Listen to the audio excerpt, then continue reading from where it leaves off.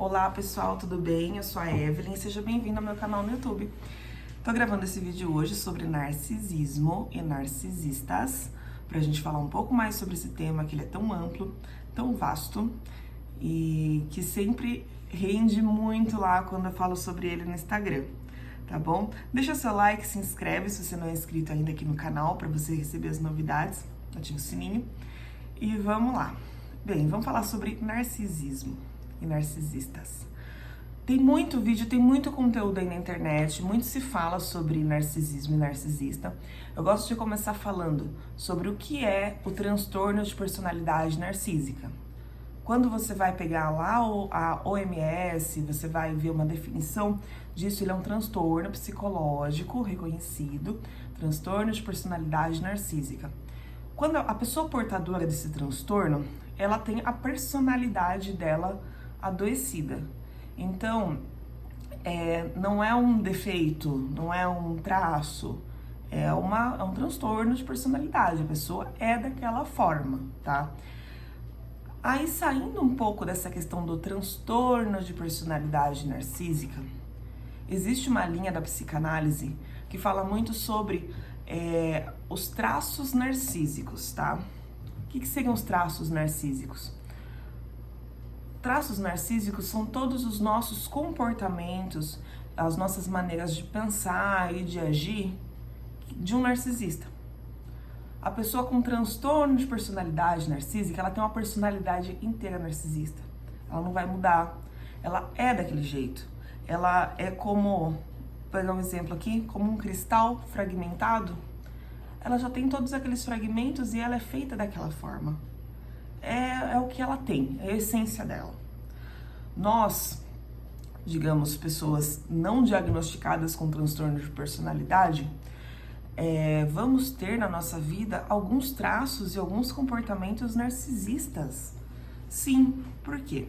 Existe uma linha da psicanálise que prega, que diz que nós todos nascemos narcisistas. E é uma verdade. Pensa, quando a gente é bebê, quando a gente é pequenininho, a gente só pensa na gente, a gente só existe pra gente. Eu nasço lá, sou um bebezinho. E eu só sinto a minha dor. Eu só quero saber se eu tô com fome, se eu tô com frio, se eu tô com medo. Eu não conheço a dor do outro, eu não sei nem que existe outro. Só sei que existe eu no mundo. Depois, devagarzinho, eu vou entendendo. Existe eu, existe minha mãe, né? Aí depois eu vou entendendo um pouquinho mais. Existe eu, existe minha mãe, existe meu pai. E aí eu vou entendendo, né? Existe eu bravo, existe o outro bravo. Olha, que interessante. Existe eu triste, existe eu com dor, existe o outro com dor. Olha só que interessante. E essa descoberta, esse aprendizado, ele vai acontecendo ali nessa primeira infância mesmo, na fase quando a gente é bebê e a gente vai deixando de ser bebê. Reparem que por volta ali de 1 ano, 2 anos de idade, é um momento onde a criança começa a demonstrar os primeiros sinais de empatia. São os primeiros sinais onde ela vê, por exemplo, a mãe triste, ela vai consolar, ou onde ela faz algo que ela percebe que não foi legal e ela pede desculpas, e ela tenta remediar, e ela tenta consertar, onde ela faz atos para despertar o sentimento do outro, onde ela faz carinho na mãe, onde ela dá um presente para alguém, onde ela vai comer uma frutinha, ela tem 2 pedaços, ela dá um pro amiguinho, ela dá um pra mãe que tá ali. Então são os primeiros sinais de que a criança tá entendendo que não existe só eu no mundo, não existe só a minha dor no mundo. Existe outra pessoa, existe a dor de outra. E isso é uma evolução constante, né? A gente vai evoluindo constantemente e vai aprendendo a lidar com isso. Então a gente vê hoje no mundo 2 tipos de pessoas muito distintas, que são os empatas. O que é o empata? É o cara, a mulher, a pessoa que foi demais nisso de descobrindo empatia, e ela vive muito a dor do outro, ela coloca a dor do outro sempre em primeiro lugar. Então é aquela pessoa, todo mundo conhece alguém que é assim, que ajuda todo mundo, que dá conta de tudo, que põe a dor da vizinha, da tia, da amiga, não sei o que, tudo em primeiro lugar. A última pessoa que ela pensa é nela. E essa pessoa, o empata, ele tem um problema grande, porque como ele cuida de todo mundo, quem cuida dele, né? E ele acaba, como ele tá no extremo oposto aqui do narcisista, ele acaba sendo uma vítima, uma potencial vítima muito grande, porque os opostos, gente, nesse contexto aqui, eles se atraem sim, tá?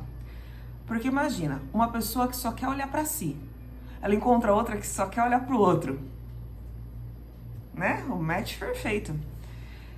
E o narcisista, não vamos nem falar de narcisistas patológicos, diagnosticados, tá? Vamos falar de narcisistas que a gente tem por aí andando na rua, que a gente convive.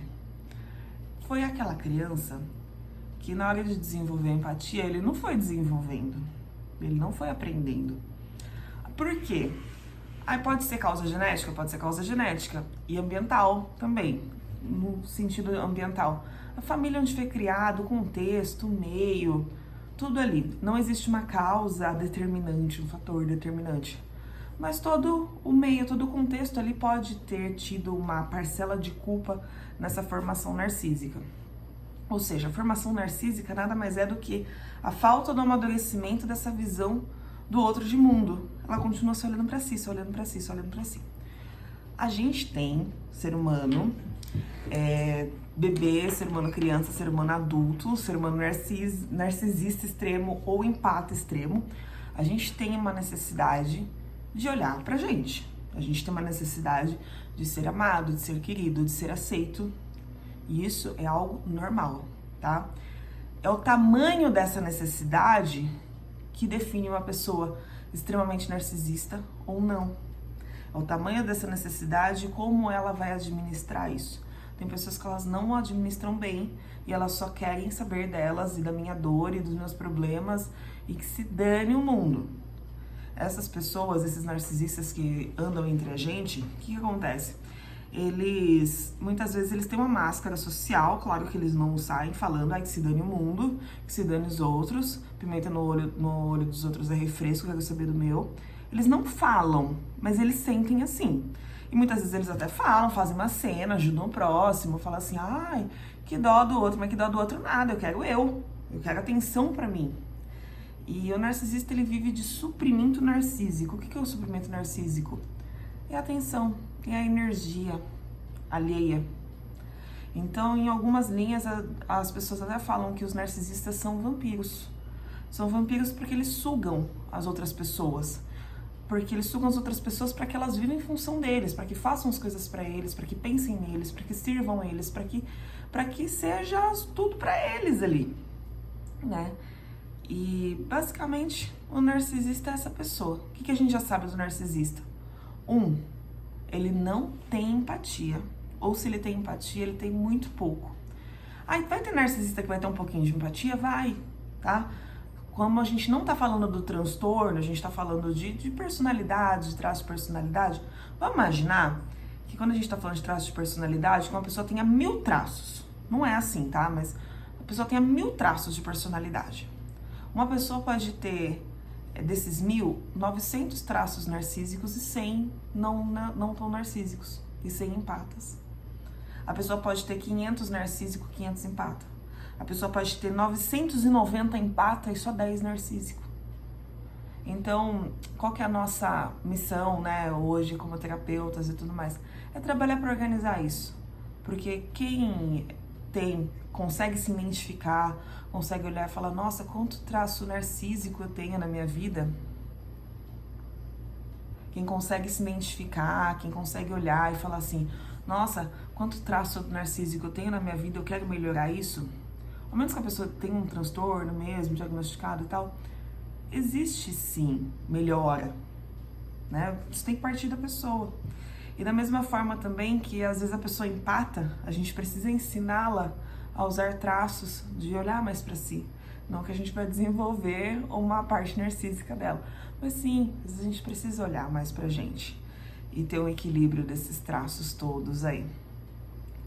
Tá bom? Bem, pessoal, hoje é isso. Falamos um pouco aí sobre traços narcísicos, o que é o narcisista, né? O que é uma pessoa narcisista. E eu vou gravar um próximo vídeo aqui falando sobre como o narcisista age, como identificar um narcisista no seu ambiente de trabalho, nas suas amizades, nas suas relações, tá bom? Um beijo!